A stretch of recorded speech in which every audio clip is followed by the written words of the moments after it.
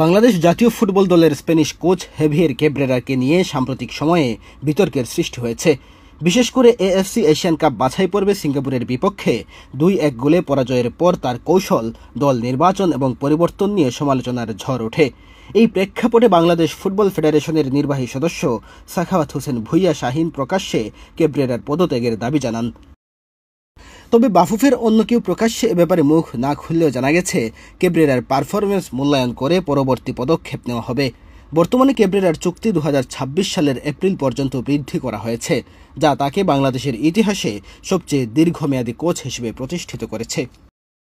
গত 14 জুন রাজধানীর রাওয়া কমপ্লেক্সে যখন বাফুফের প্রেস ব্রিফিং করা হচ্ছিল, তখন শাহীন পূর্ব নির্ধারিত অডিট নিয়ে বক্তৃতা না দিয়ে সরাসরি কোচের অপসারণ দাবি করেন।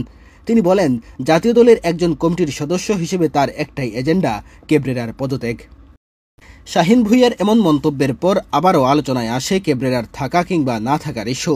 দল পরিচালনা করতে হিমশিম খাচ্ছেন হেড কোচ। সম্প্রতি বাংলাদেশ দলে যেসব খেলোয়াড় যুক্ত হচ্ছেন, তাদের প্রোফাইল ক্যাব্রেরার থেকে যোজন যোজন এগিয়ে। এমন অবস্থায় তারকা ফুটবলারদের পরিচালনা করতে প্রয়োজন হাই প্রোফাইল কোচ, যার কারণে ক্যাব্রেরার গন্তব্য কোথায় হতে যাচ্ছে সেটি হয়ে উঠেছে আলোচনার মূল বিষয়। ক্যাব্রেরার সাথে বাফুফের চুক্তি 2026 সাল পর্যন্ত। এই মুহূর্তে ক্যাব্রেরাকে বিদায় করতে হলে তাকে চুক্তির পুরো টাকা দিয়ে তারপর বিদায় করতে হবে। তবে বাফুফে এমনটা চাচ্ছে না, তাই তাকে জাতীয় দল থেকে সরিয়ে নিয়ে অনূর্ধ্ব 19 দলের দায়িত্ব দেওয়া হতে পারে, এমনটা আলোচনা চলছে। বর্তমানে ফুটবলের বাজারে দলবদল চলছে, যার কারণে অনেক ভালো মানের কোচও এই মুহূর্তে ফ্রি আছেন। ফলে বাফুফে এখন চেষ্টা করলে ভালো মানের কোচ নিয়ে আসতে পারে, এমনটাই মনে করেন বাংলাদেশ জাতীয় দলের সাবেক ফুটবলার জাহিদ হাসান এমিলি।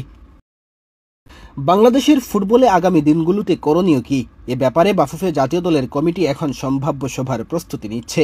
দলের সামগ্রিক পারফরমেন্স বিশ্লেষণ করে তারা একটি সুপারিশ উপস্থাপন করবে, যা মূলত কোচের ভবিষ্যৎ নির্ধারণ করবে। ফলে ছুটিতে স্পেনে ফেরত যাওয়া ক্যাব্রেরা এখন অপেক্ষা করছেন ফেডারেশনের সিদ্ধান্তের ওপর। শেষ পর্যন্ত কোন সিদ্ধান্ত আসে, থেকে যাওয়া, বদল নাকি বিনিময়? সামগ্রিকভাবে ক্যাব্রেরার ভবিষ্যৎ এখনও অজানা। 2026 সালের এপ্রিল পর্যন্ত তার চুক্তি রয়েছে।